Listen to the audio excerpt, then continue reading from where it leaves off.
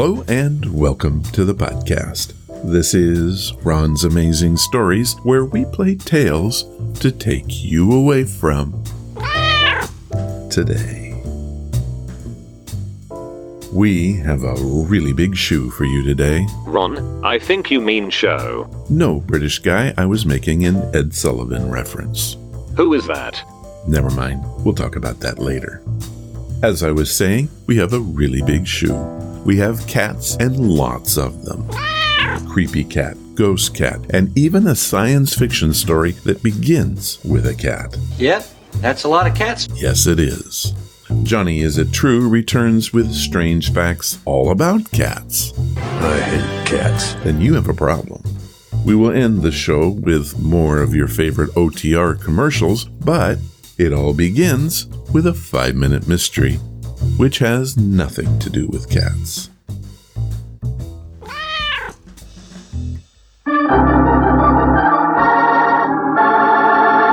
Another 5-minute mystery.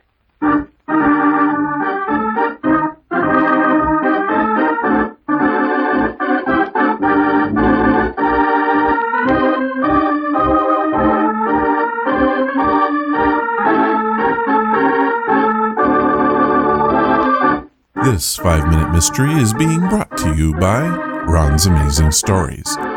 We play more tales than the other guys combined.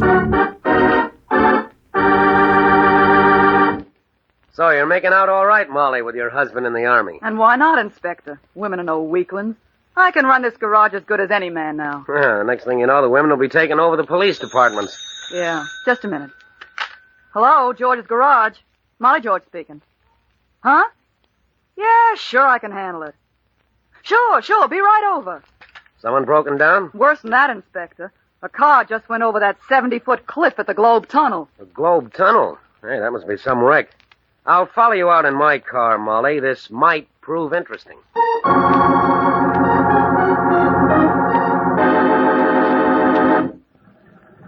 Inspector, I've never been so scared in my life. My brother Lester was driving the car, and he didn't get out. Hey, how about you men giving me some help here so I can get this car towed off the road? Right with you, Molly. One of you get in the tow truck here and pull forward, slow-like. I'll do it. Okay. Now, edge it forward. Just a minute, Mills, until I release the emergency brake on this wreck. Oh, no, it's not the emergency brake. The gear shifts in reverse. Okay. There you are, Mrs. George. How did your brother happen to run off this cliff, Mills? We were having a little argument, Inspector, and Lester didn't see the curve until too late. Must have been going pretty fast. Well, we were going about 50 miles an hour. Lester yanked back on the emergency brake hard, but it didn't do any good. The brake must have been defective. There's no skid marks. I've got no faith in emergency brakes. Never use them. If Lester hadn't taken so much time with his, he could have jumped too. Then you jumped from this speeding car and didn't get hurt? It was a miracle. When I saw Lester had lost control, I opened my door and jumped. The car ran along the edge of the embankment for about 20 feet and then fell over. It rolled and bounced down over those rocks. It was horrible. Yes, I can see the tracks here along the edge of the cliff. I'm taking it on in, Inspector, okay? Sure, I'll see you later with the coroner. If Lester hadn't trusted his brakes so much, he'd be here now. But no, the poor devil never even had a chance. I'll say he didn't have a chance. Not when you, Mr. Mills, had murdered him.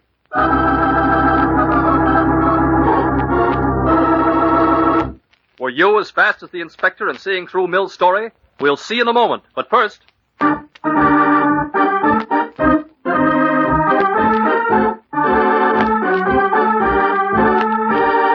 Okay, this one seems pretty straightforward to me. Huh, get it? Straightforward? I'm pretty sure I have this one solved. What do you think? Press pause if you need more time.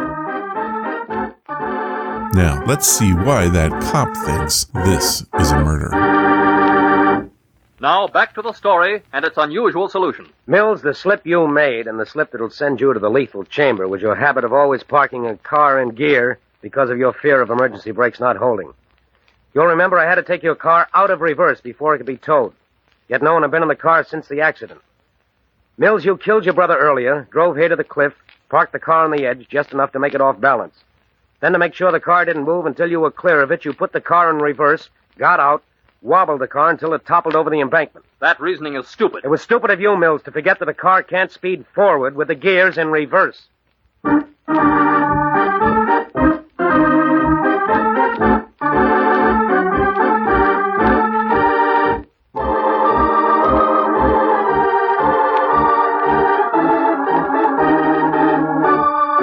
See, I told you it was straightforward. You can't go forward if your car is set in reverse. Listen to the details, people. This 5-minute mystery was produced by Ron's Amazing Stories. We play more tales than the other guys.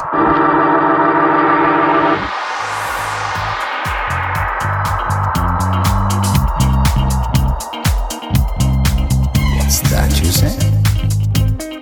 Well, we have some breaking news that I think you're going to like. To ease into this, let me read you this tweet from Just in Time 902. Ron, I'm missing the Horror Express. I've listened to all 21 shows and crave more. You and Jason are the best and need to get back out there and scare us. Please make it happen. Hashtag, I need some scary. Well, Justin, I'm happy to report this week that Jason and I have worked out the future of the Horror Express podcast.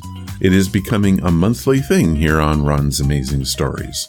Starting right now in June 2019, the first new segment will air.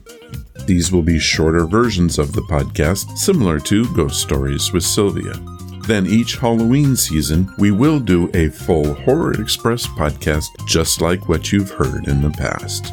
On these smaller shows, Jason and I will be discussing every horror subject possible and hope that you will help us by sending in your stories and questions for Jason and I to cover. You can decide what we talk about. How about that? I hope you support this. Jason and I do appreciate how much you guys like what we do, and we hope you find this solution to your liking. As always, I welcome your feedback. There's been some confusion on how to subscribe to the podcast. The problem is that there's so many different places to subscribe that there's no way for me to go over each and every one of them. We are on Twitter, Facebook, iTunes Radio, iHeartRadio, Stitcher Radio, Spotify, Google Play, Google Music, iTunes, Player FM, Spreaker, SoundCloud, YouTube, Radio Public, Radio.com, Podbean, and so many, many others. All these services have their own way to subscribe and in most cases their very own application for your phone, tablet, or computer. It's no wonder it's confusing. So how do you simplify this so you can always know when I drop a new show or blog? It's so very easy. Just head to ronsamazingstories.com. There's a link right there for the blog on the top menu bar. All you'll need to have is a working email address, and each time I publish anything, be it blog or podcast, you will be sent an email. Now, for the record, I don't use your email address for anything other than to send you notifications. I never sell or give it to anyone. I hope this helps. And now, this message from Gladys Goodies. I'm Gladdy, the dachshund, the face of Gladdy's Goodies. Are you worried about your pet's health? My parents were too, especially since I developed pancreatitis. They couldn't find any treats I could eat, so they made some. Our natural treats are healthy for all dogs, with and without health issues. We have lots of delicious flavors like chicken, turkey, salmon, sweet potato, beef, and more. With our homemade treats, you won't worry about the contents because they have no chemicals, fillers, or bad ingredients. Go to GladysGoodies.com now to get your fur friend a bag and pick them up some swag while you're there. You'll be glad you did. Remember, we have the treats and swag to make their tails wag. Again, that's GladysGoodies.com. Again, that's GladysGoodies.com. Don't forget to use your very own promo code RONS to get your 20% discount on all purchases. That's RONS. Thank you, Gladdy. And now, here are your stories. These are your stories, sent by you, for you.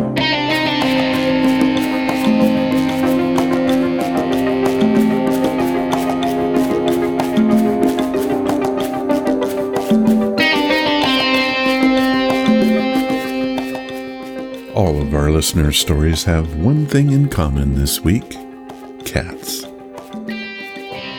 Some of these I've been hanging on to for a while for just a moment like this. Here are 3 cat stories I think you'll enjoy. This first strange tale comes from Deborah Tadman, who lives in Oakland, California. My oldest cat, Wiggy, died. Grief-stricken, I called animal communicator Sharon Callahan to contact the spirit of Wiggy. Now I know this sounds crazy, but I could not get over the feeling that I had missed something. Wiggy and I had a very close relationship, and I felt as if I had lost a child. He had seen me through a bad marriage, a divorce, 3 house moves, and other life experiences that I can't even count.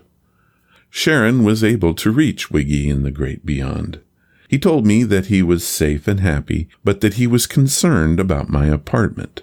He called it a toxic place. I felt at peace after the reading, but I didn't know what it meant. I went about my life, still missing my friend, but knowing he was safe. About a year later, I decided to repair and paint my apartment. I was amazed to discover asbestos and highly toxic mold in the walls and ceiling. I also found most of the electrical wiring to be in grave danger of causing a fire. I contacted the manager, and all of these things were repaired. I am forever grateful to Wiggy and Sharon. I believe they saved my life. To this day, I can't believe how accurate and true that reading was. There is no way that Sharon, the animal medium, could have known about the toxics lying behind the walls. Deborah Tadman, Oakland, California. Well, Deborah, it does sound like you owe your cat a debt of gratitude. Thank you for sharing this story with us, and I'm glad that you're safe now. I did some research on Sharon Callahan, and I found her website. She lives in Mount Shasta, California. You can find her by Googling Sharon Callahan, Animal Communicator.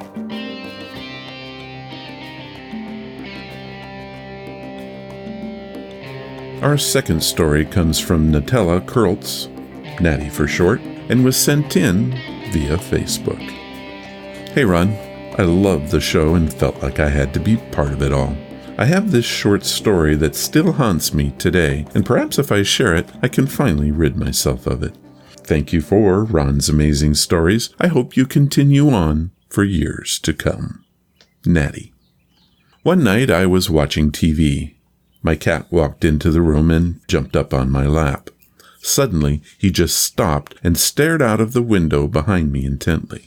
He dug his claws into my shoulder and lowered his head as if to focus on something outside. He then started to meow in guttural low tones as if something was creeping up behind me. This sent chills up and down my spine. He suddenly moved his head as if to strike. Just then, and before I could react, I heard my mom beep the family car horn, which meant that she was home from shopping. This startled me, and I got up and ran to the front door screaming, still cradling my cat like a baby. I was too afraid to turn around that night, so I'll never know what was there in that window.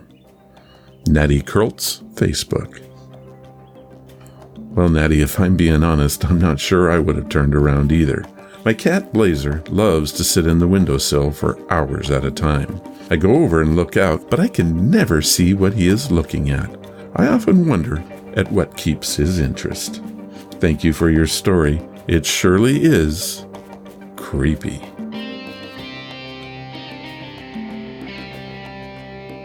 Our last story was sent in by Kristen McBride, who was born and raised in the great state of Texas. She writes, Ron, I absolutely love your show. I just found you a couple weeks ago, and I am in the process of catching up. My favorite part of the show is the listener stories. I don't have a scary one, but I do have this one about my cat. I hope you like it. Kristen. This is a true story of our lovely gray and white female cat, Missy.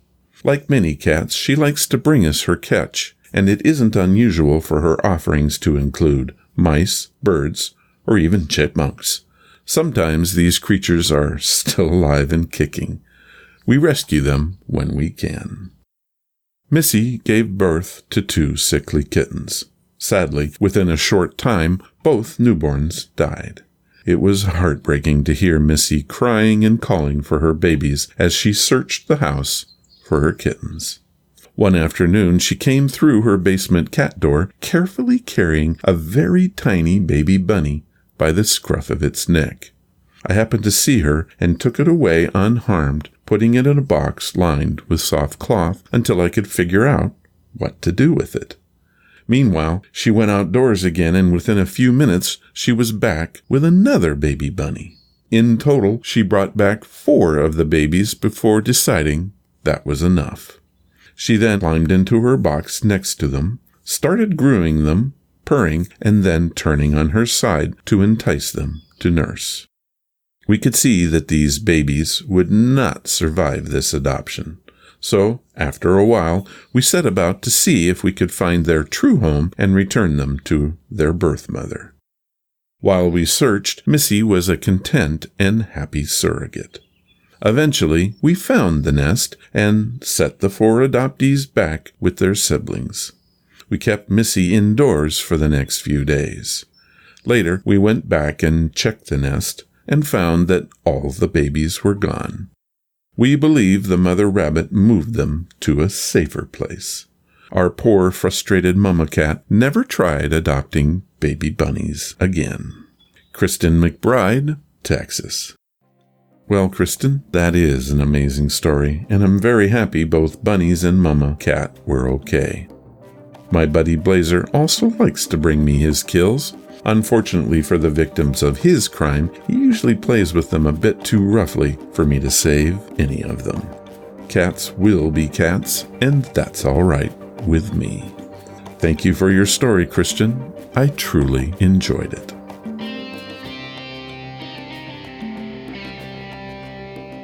Do you have a story that you want to tell on the show? If you do, we want to hear it. It can be about any subject and from any genre.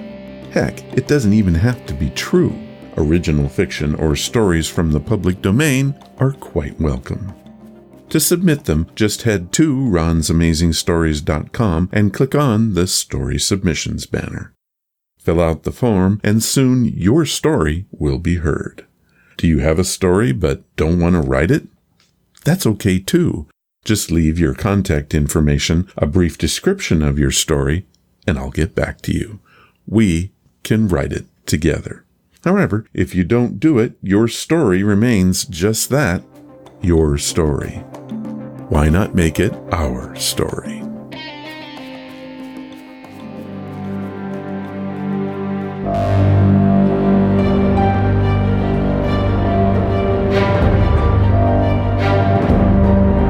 Johnny, is this true? Okay, I like to surf the internet looking for stories and other oddities. I do this in the name of the podcast, but the truth is, it's fun to see what's out there. What you're about to hear is what I call... Johnny, is this true? I will tell you a story and then ask the question, did I make it up or is it true? Let's get started.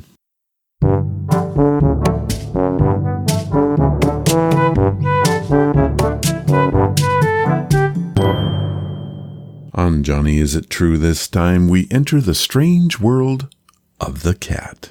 It's your job to determine if these are actually true tales or stuff I just made up. Prepare yourself for a catastrophe in this one because I think I can fool you. Let's get started. Story 1. It is a fact that for centuries, folks in England believe a cat is liable to climb into an infant's crib and suck the child's breath until it suffocates and dies. In some versions of this tale, the cat is jealous because the newborn infant has suddenly deprived it of attention. In 1791, a jury at a coroner's inquest in Plymouth, England, found a cat guilty of infanticide in this way. Did this really happen? Well, actually it did. While I could not find the details of the trial, the cat was found guilty.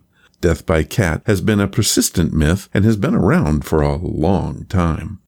In 1929, the Nebraska State Journal printed an alleged report from a doctor who said he'd witnessed a house cat, quote, lying on the baby with a paw on either side of the babe's mouth. So, watch your cat.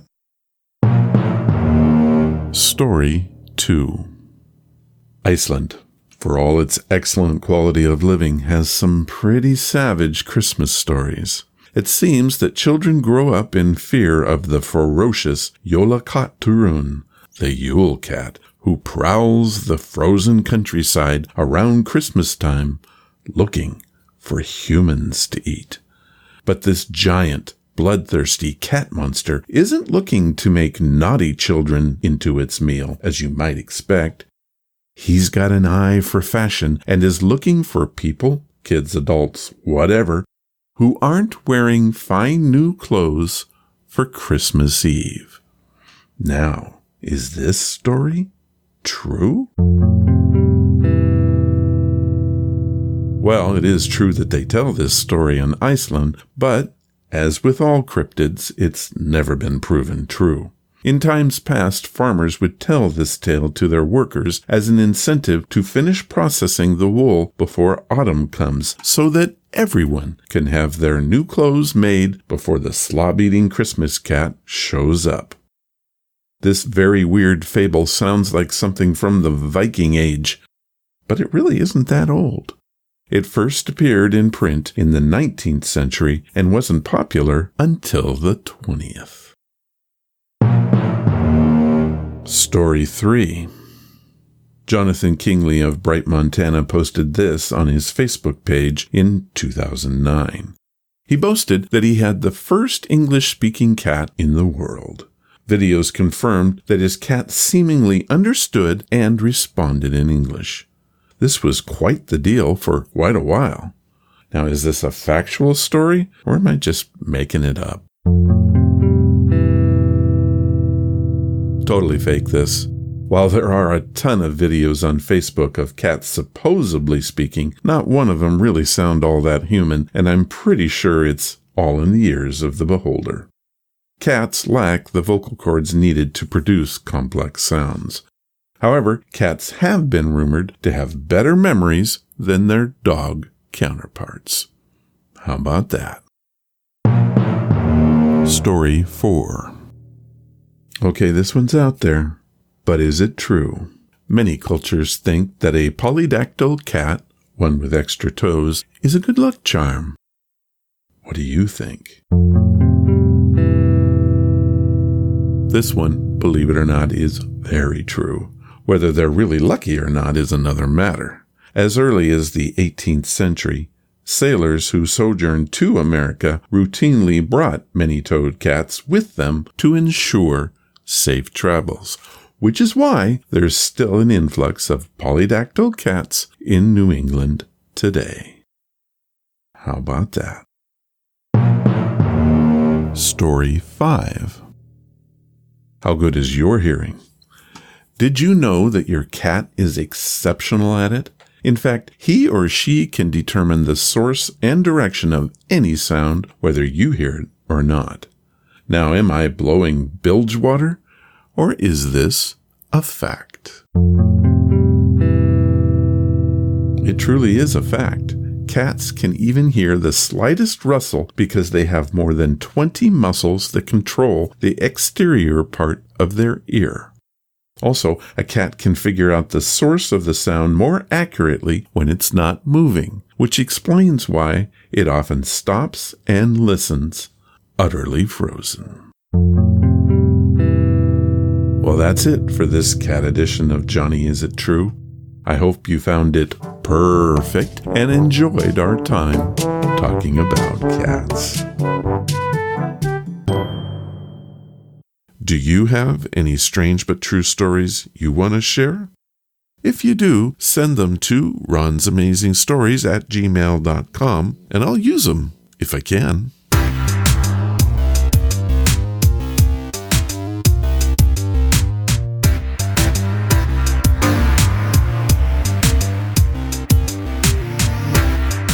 We have a quirky story that I discovered this past week. I love the absurdity of it all and present it to you now. It begins with a cat and ends with a moral. It first appeared in Galaxy Science Fiction magazine in the November 1951 edition. It is called Zeritsky's Law by Ann Warren Griffith and is read for us by Peter Eastman from Cape Town, South Africa. Zeritsky's Law by Ann Griffith. Somebody, someday, will make a study of the influence of animals on history. Although not as famous as Mrs. O'Leary's cow, Mrs. Graham's cat should certainly be included in any such study. It has now been definitely established that the experiences of this cat led to the idea of quick frozen people, which in turn led to the passage of Zeritsky's Law. We must go back to the files of the Los Angeles newspapers for 1950 to find the story. In brief, Mrs. Fred C. Graham missed her pet cat on the same day that she put a good deal of food down in her home deep freeze unit. She suspected no connection between the two events. The cat was not to be found until 6 days later, when its owner went to fetch something from the deep freeze. Much as she loved her pet, we may imagine that she was more horror than grief-stricken at her discovery. She lifted the little ice-encased body out of the deep freeze and set it on the floor. Then she managed to run as far as the next-door neighbor's house before fainting. Mrs. Graham became hysterical after she was revived, and it was several hours before she could be quieted enough to persuade anybody that she hadn't made up the whole thing. She prevailed upon her neighbor to go back to the house with her. In front of the deep freeze, they found a small pool of water and a wet cat busily licking itself. The neighbor subsequently told reporters that the cat was concentrating its licking on one of its hind legs where some ice still remained, so that she, for one, believed the story. A follow-up dispatch, published a week later, reported that the cat was unharmed by the adventure. Further, Mrs. Graham was quoted as saying that the cat had had a large meal just before its disappearance, that as soon after its rescue as it had dried itself off, it took a long nap, precisely as it always did after a meal, and that it was not hungry again until evening. It was clear from the accounts that the life processes had been stopped dead in their tracks, and had, after defrosting, resumed at exactly the point where they left off. Perhaps it is unfair to put all the responsibility on one luckless cat. Had such a thing happened anywhere else in the country, it would have been talked about, believed by a few, disbelieved by most, and forgotten. But as the historic kick of Mrs. O'Leary's cow achieved significance because of the time and place that it was delivered, so the falling of Mrs. Graham's cat into the deep freeze became significant because it occurred in Los Angeles. There, and probably only there, the event was anything but forgotten. The principles it revealed became the basis of a hugely successful business. How shall we regard the Zeritsky brothers? As arch-villains or pioneers? In support of the latter view, it must be admitted that the spirit of inquiry and the willingness to risk the unknown were indisputably theirs. However, their pioneering, if we agree to call it that, was equally indisputably bound up with the quest for a fast buck. Some of their first clients paid as high as $15,000 for the initial freezing, and the exorbitant rate of $1,000 per year as a storage charge. The Zeritsky brothers owned and managed one of the largest quick freezing plants in the world, and it was their claim that converting the freezing equipment and storage facilities to accommodate humans was extremely expensive, hence the high rates. When the early clients who paid these rates were defrosted years later, and found other clients receiving the same services for as little as $3,000, they threatened a row, and the Zeritskys made substantial refunds. By that time, they could easily afford it, and since any publicity about their enterprise was unwelcome to them, all refunds were made without a whimper. $3,000 became the standard rate, with $100 per year the storage charge, and no charge for defrosting. The Zeritskys were businessmen first and last. Anyone who had the fee could put himself away for whatever period of time he wished, and no questions asked. The ironclad rule that full payment must be made in advance was broken only once, as far as the records show. A certain young man had a very wealthy uncle residing in Milwaukee, whose heir he was, but the uncle was not getting along in years fast enough. The young man, then 18 years old, did not wish to waste the best years of his life as a poor boy. He wanted the money while he was young, but his uncle was as healthy as he was wealthy. The Zeritskys were the obvious answer to his problem. The agreement between them has been preserved. They undertook to service the youth without advance payment. They further undertook to watch the Milwaukee papers until the demise of the uncle should be reported, whereupon they would defrost the boy. In exchange for this, the youth, thinking of course that money would be no object when he came out, agreed to pay double. The uncle lived 17 years longer, during which time he seems to have forgotten his nephew, and to have become deeply interested in a mystic society to which he left his entire fortune. The Zeritskys duly defrosted the boy, and whether they or he were the more disappointed is impossible to imagine. They never forgot the lesson, and never made another exception to their rule. He, poor fellow, spent the rest of his life, including the best years, paying off his debt, which at $3,000 plus 17 years at $100 per year and the whole doubled, amounted to $9,400. The books record his slow but regular payments over the next 43 years, and indicate that he had only $250 left to pay when he died. We may, I think, assume that various underworld characters who were grateful ex-clients of the Zeritskys were instrumental in persuading the boy to keep up his payments.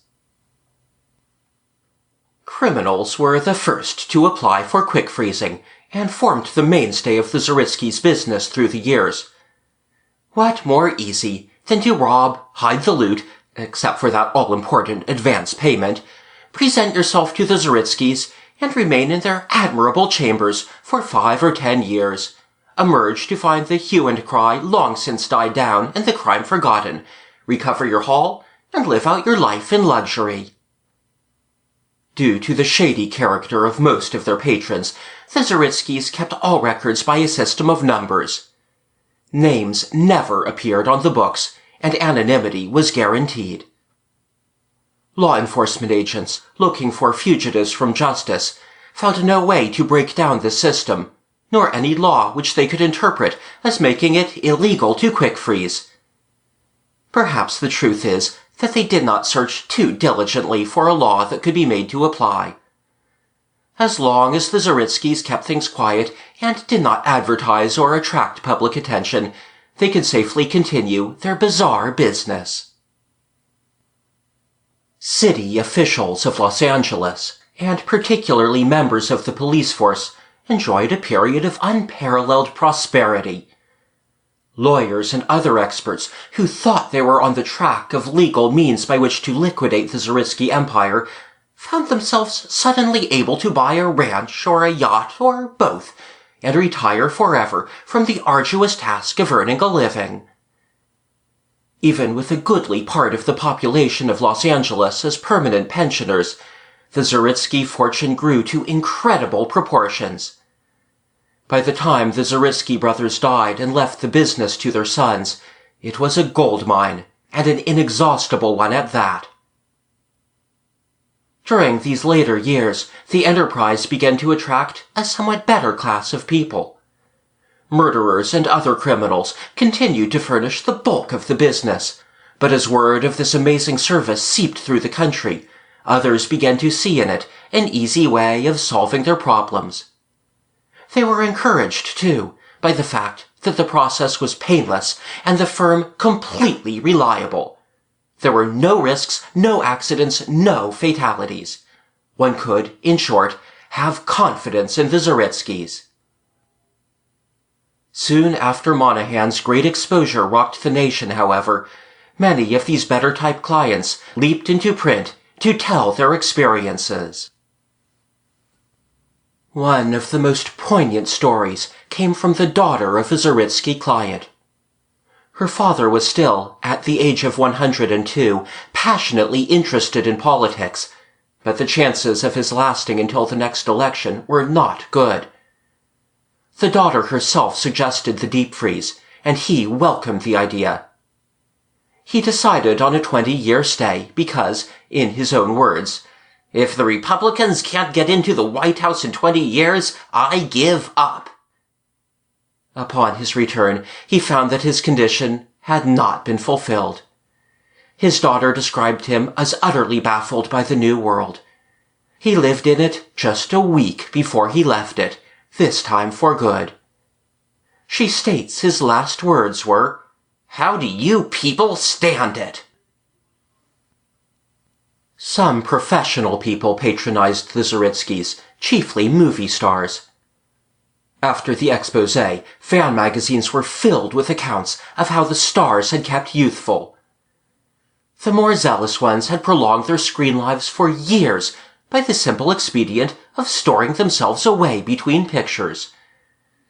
We may imagine the feelings of their public upon discovering that the seemingly eternal youth of their favorites was due to the Zeritskys, and not, as they had been led to believe, to expensive creams, lotions, diet, and exercise. There was a distinctly unfavorable reaction, and the letter columns of the fan magazines bristled with angry charges of cheating. But next to criminals, the majority of people who applied for quick freezing seems to have been husbands or wives caught in insupportable marital situations. Their experiences were subsequently written up in the confession magazines.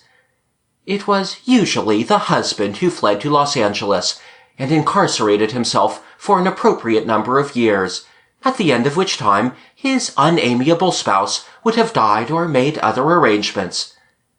If we can believe the magazines, this scheme worked out very well in most cases. There was, inevitably, one spiteful wife who divined her husband's intentions. By shrewd reasoning, she figured approximately the number of years he had chosen to be absent, and put herself away for a like period. In a TV dramatization rather pessimistically entitled, "You Can't Get Away," the husband described his sensations upon being defrosted after 15 years, only to find his wife waiting for him right there in the reception room of the Zeritsky plant. "She was as perfectly preserved as I was," he said. "Every irritating habit that had made my life unbearable with her was absolutely intact." The sins of the fathers may be visited on the sons, but how often we see repeated the old familiar pattern of the sons destroying the life work of the fathers. The Zeritsky brothers were fanatically meticulous. They supervised every detail of their operations and kept their records with an elaborate system of checks and double checks. They were shrewd enough to realize that complete dependability was essential to their business. A satisfied Zeritsky client was a silent client. One dissatisfied client would be enough to blow the business apart. The sons, in their greed, overexpanded to the point where they could not, even among the four of them, personally supervise each and every detail. A fatal mistake was bound to occur sooner or later. When it did, the victim broadcast his grievance to the world. The story appeared in a national magazine, every copy of which was sold an hour after it appeared on the stands. Under the title, "They Put the Freeze on Me," John A. Monahan told his tragic tale. At the age of 37, he had fallen desperately in love with a girl of 16. She was immature and frivolous and wanted to play around a little more before she settled down. "She told me," he wrote, "to come back in 5 years, and that started me thinking. In 5 years I'd be 42, and what would a girl of 21 want with a man twice as old as her?" John Monahan moved in circles where the work of the Zeritskys was well known.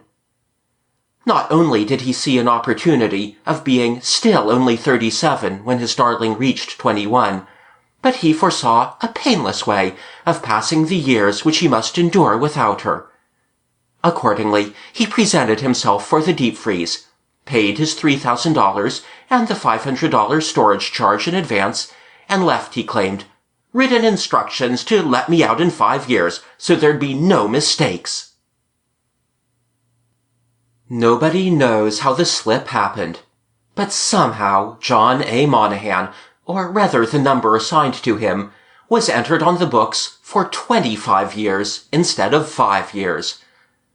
Upon being defrosted and discovering that a quarter of a century had elapsed, his rage was awesome. Along with everything else, his love for his sweetheart had been perfectly preserved, but she had given up waiting for him and was a happy mother of 2 boys and 6 girls. Monahan's accusation that the Zeritskys had ruined his life may be taken with a grain of salt. He was still a young man, and the rumor that he received $100,000 for the magazine rights to his story was true. As most readers are aware, what has come to be known as Zeritsky's Law was passed by Congress and signed by the President 3 days after Monahan's story broke. 75 years after Mrs. Graham's cat fell into the freezer, it became the law of the land that the mandatory penalty for anyone applying quick freezing methods to any living thing, human or animal, was death. Also, all quick frozen people were to be defrosted immediately. Los Angeles papers reported that beginning on the day Monahan's story appeared, men by the thousands poured into the city. They continued to come, choking every available means of transport for the next 2 days. Until, that is, Zeritsky's Law went through. When we consider the date, and remember that due to the gravity of the international situation, a bill had just been passed, drafting all men from 16 to 60, we realize why Congress had to act. The Zeritskys, of course, were among the first to be taken. Because of their experience, they were put in charge of a military warehouse for dehydrated foods, and warned not to get any ideas for a new business. End of Zeritsky's Law by Ann Griffith.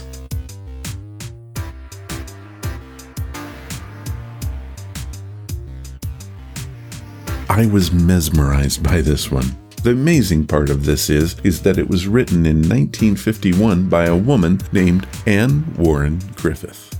During World War II, she was a member of the Women's Air Force Service Pilots. WASP for short, after having graduated from flight school in August of 1944.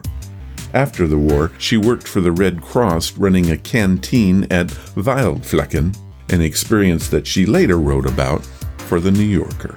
Wildflecken is a township in the Bad Kissingen district on the border of northwestern Bavaria and southern Hesse. Griffin wrote for The New Yorker, The American Mercury, The Atlantic, and Pegasus, which is an aviation magazine. Her comic pieces included How to Make Housework Easy, the Hard Way, and Gentlemen, Your Tranquilizers Are Showing. These are just two of her works. There are many more.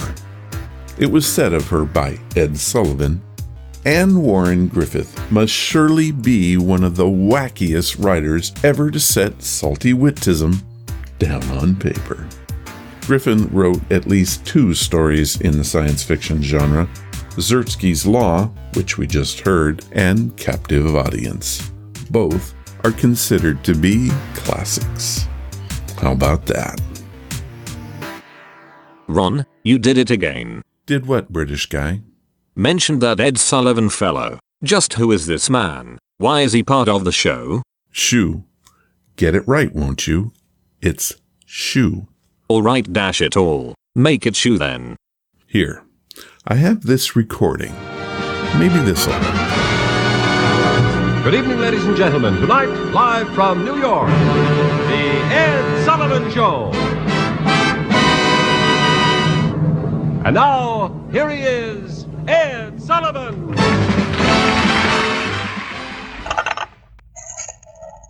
Operator. Hello, operator.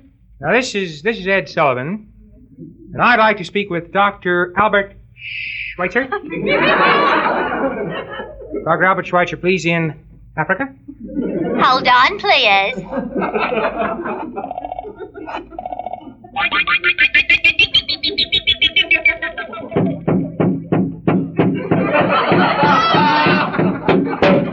Hello, Dr. Schweitzer's office.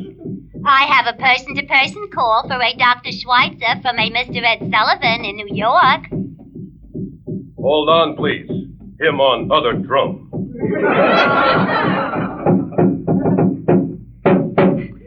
Hello, Schweitzer here.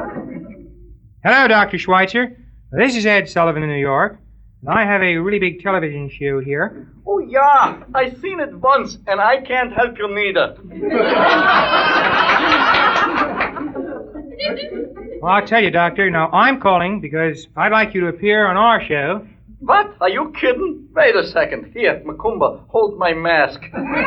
Boy, I could hardly breathe in that thing. You wear a mask? Yeah, sure. I mean, you just can't introduce new ideas overnight. Well, I see, Doctor. Now, but about my show, I thought you might come on our show and cure a typical plague or a disease or something really big like that. Come on. You must be out of your kugel. Doctor, emergency patient. Woman, I linger, woman. Woman, linger, mama. All right, calm down. Hold on, Ed.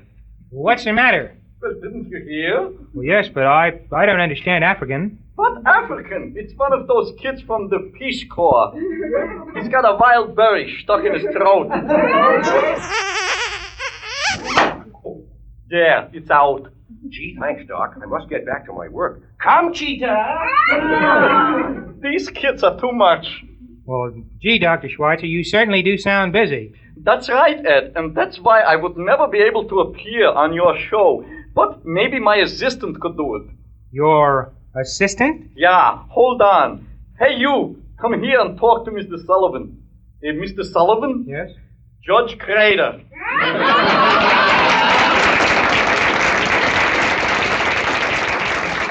While rather humorous, this still does not tell me who the bloody heck Ed Sullivan is.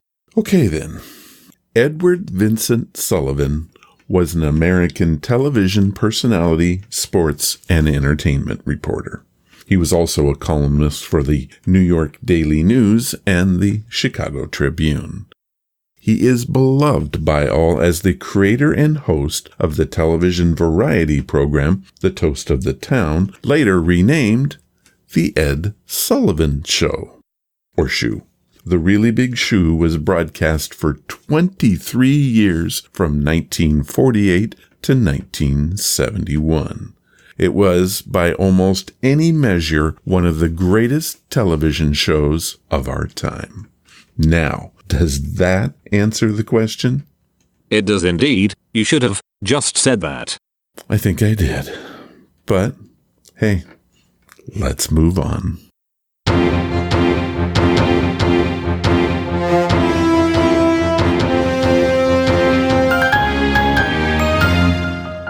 Well, we're back with more old-time radio commercials from times gone past. Today, we have two classics from the food service industry. We begin with this full-minute one from Jell-O. Now, I know I loved Jell-O as a kid, and I'm guessing that I'm not alone. This one was created in 1955. J-E-L-L. Oh, the big red letters stand for the Jell-O family. Oh, the big red letters stand for the Jell-O family. That's Jell-O. Yum, yum, yum. Jell-O pudding. Yum, yum, yum. Jell-O tapioca pudding. Extra good news. The makers of Jell-O have discovered a way to give you rich, luscious chocolate pudding far more easily and far more economically than ever before. With the new Jell-O chocolate pudding powder, you can make old-fashioned pudding, smooth, creamy, and chocolatey, just like the ones Grandmother used to make back in the good old days. Now you can have them again, and this is all you have to do. Just combine the contents of a package of Jell-O chocolate pudding with some milk in the top of your double boiler, letting it cook until it becomes smooth and thick. When the mixture has cooled, serve it in sherbet glasses. You'll have enough for 6 helpings, and that means 6 happy people. Jell-O chocolate pudding is so simple, so inexpensive, and so downright delicious that you mustn't delay trying it. Ask your grocer for Jell-O chocolate pudding, and if he hasn't put it in stock yet, be sure he orders it for you. Remember the name, Jell-O chocolate pudding. Next up, we enter the world of corn chips. Frito corn chips, in point of fact. These, to this day, are a personal favorite of mine. I remember this commercial on television as a kid. It has a very catchy tune, which I can still sing word for word today. Do you remember it? Hello, boys and girls. It's me, the Frito Bandito. You know what I heard about you? I heard you want to be a Frito Bandito like me. You do? Then you must sing the Bandito song. Let's sing together. You just follow the bouncing Fritos corn chips bag. Ay, ay, ay, ay. I am the Frito Bandito. Hey, I like Fritos corn chips. I love them, I do. I want Fritos corn chips. I'll get them from you. Ay, ay, ay, ay. Oh, I am the Frito Bandito. Give me Fritos corn chips and I'll be your friend. The Frito Bandito, you must not offend. Now, boys and girls, you are Frito Banditos too. You sing the Frito Bandito song, and you loco for crunchy Fritos corn chips. I love that one. Well, that's all we have time for this time around, but rest assured that I'll keep looking for these great old commercials. If you have a line on any of them, please let me know. My collection grows and grows.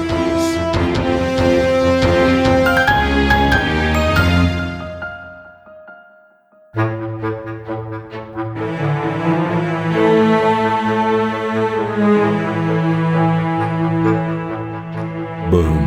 Just like that, we're out of podcast. I want to thank Just in Time 902, Deborah Tadman, Natalie Kurtz, and Kristen McBride for taking part today. Very much appreciated. If you want to follow the podcast or the blog, just head to ronsamazingstories.com.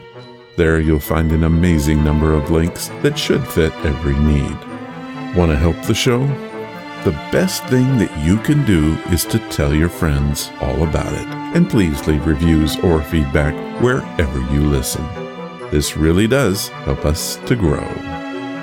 Thank you for listening, and I hope you come again to find out what are Ron's Amazing Stories.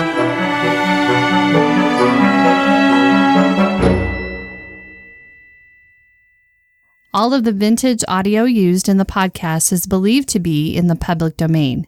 Ron's Amazing Stories does not own the rights to any of the old-time radio used here. If you hold the rights to any of the shows played, please contact us immediately at ronsamazingstories.com.